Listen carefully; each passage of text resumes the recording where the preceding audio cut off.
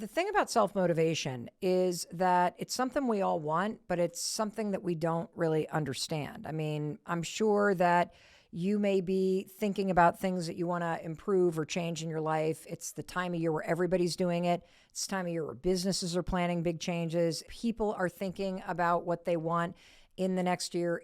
And so no matter when you're listening to this, I know that the story I'm about to tell you and the things I'm about to teach you about self-motivation are really going to help you. Because the fact is, there are two truths about self-motivation that are essential for you to understand if you want to be able to hack motivation when you need it. Because here's the thing. When you're busy making plans or setting goals or deciding kind of what you want to go do, you feel really motivated, don't you?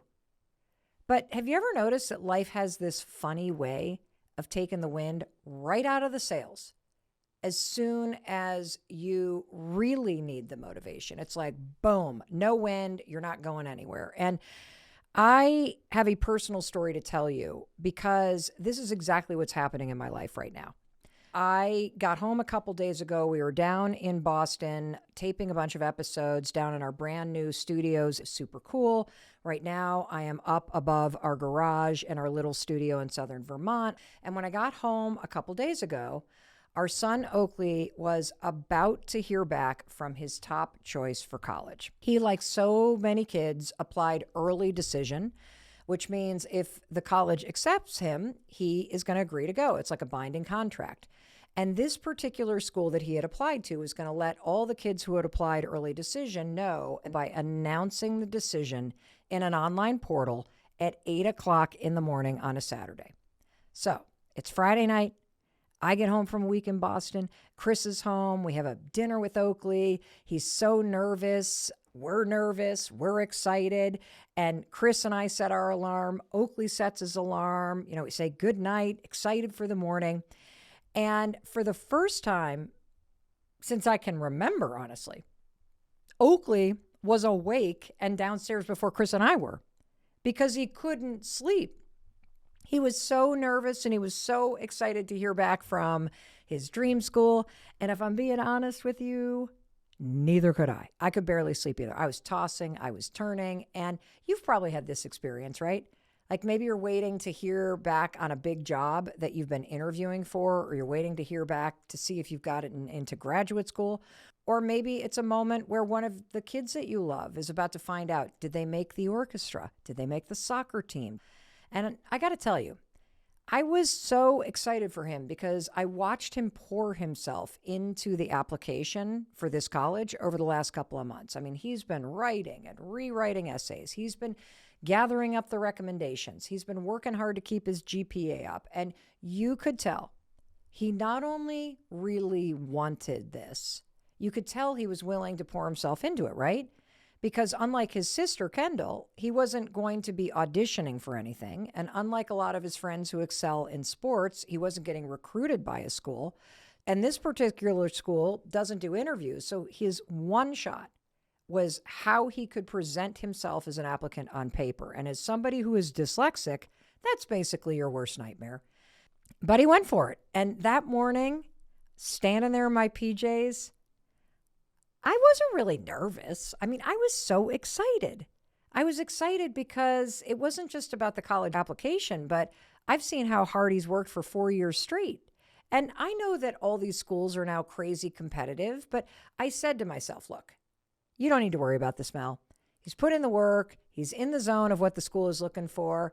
And, when you see him on paper, he did a good job. He's got a 6 GPA. He's the captain of 2 varsity sports, senior mentor, won these awards, blah, bitty, blah, bitty, blah, bitty, blah. If you've heard him on the podcast, he's a great kid and has awesome emotional intelligence.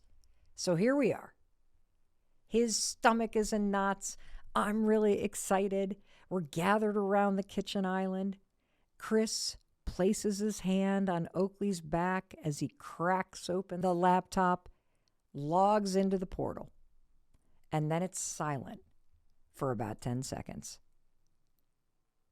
And Oakley pushes back from the island and goes, ugh, it's a no. I didn't make it.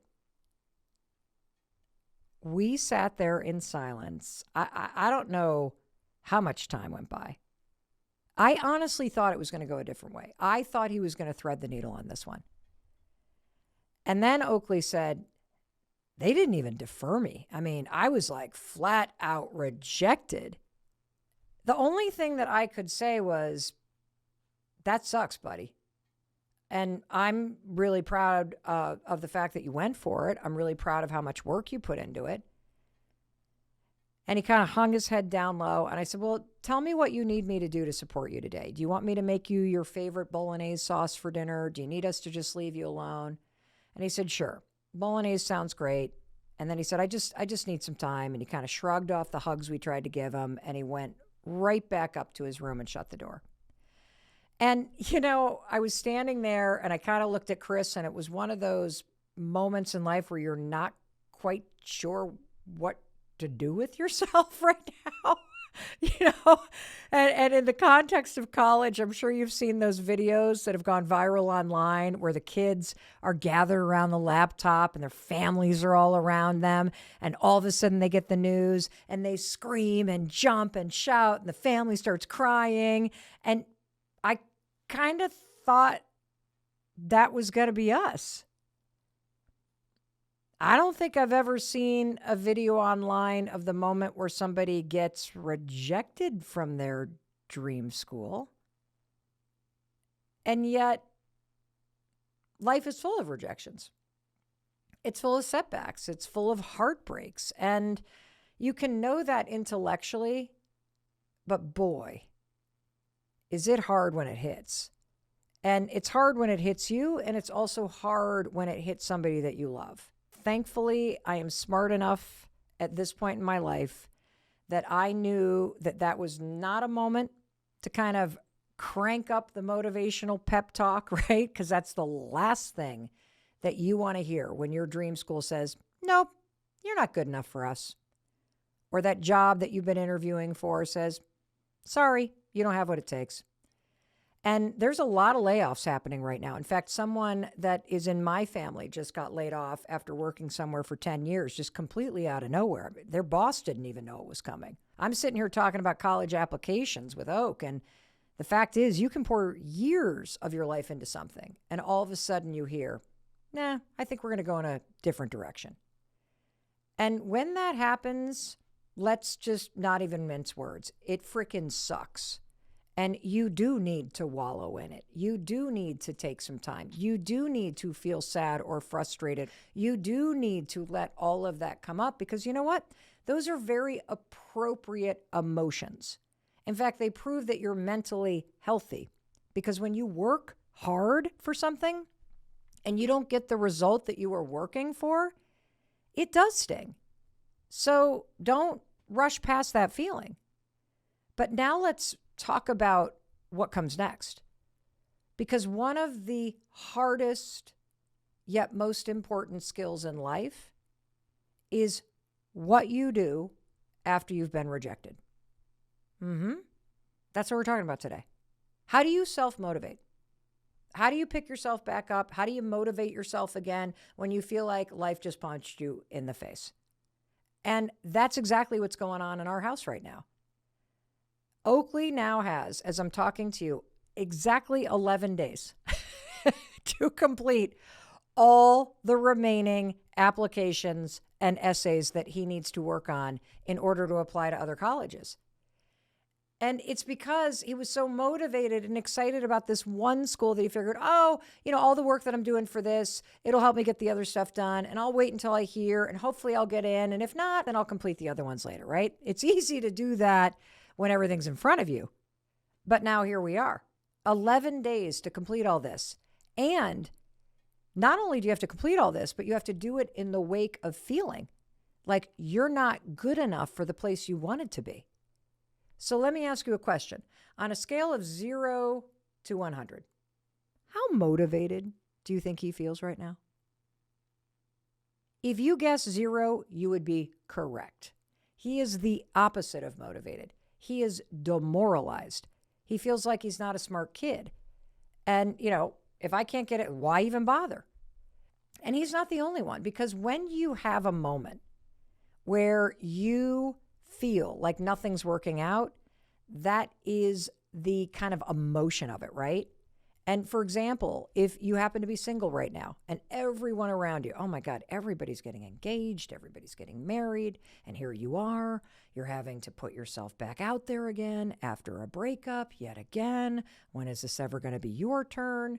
Or if you've ever had an issue getting pregnant, doesn't it seem like everybody around you is getting pregnant with ease? This is exactly the feeling. If you're in the financial industry and you've got to pass a huge exam for work, no matter how hard you study, if you don't pass it the first time, now you're going to be panic stricken and you're going to feel demoralized, which what? Makes it so hard to get motivated. I'll give you another example. You started selling real estate, which seemed like a great idea, right? You were super motivated in the beginning. But now it's been a year. And no matter how many networking meetings you have gone to, you can't get your own listing. And every time you look around, a new house is on the market and they're listed by somebody else. And why is it that you can't get this? And then you don't feel that motivated. Why is this so easy for everybody else? And doesn't it feel like you're the only one who feels that way? But you're not. And you can do something about it. How do you self-motivate? How do you pick yourself back up? How do you motivate yourself again when you feel like life just punched you in the face?